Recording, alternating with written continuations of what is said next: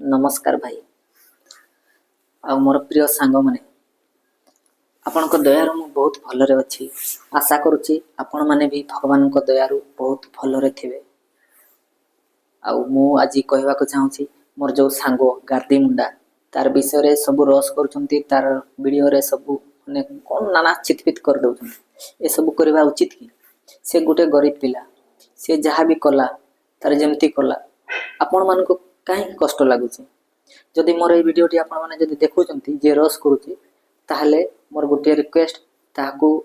एमती करंतु नाही नहले से ब्लैक लिस्ट हे जिवो तार चैनल टा ब्लॉक हे जिवो।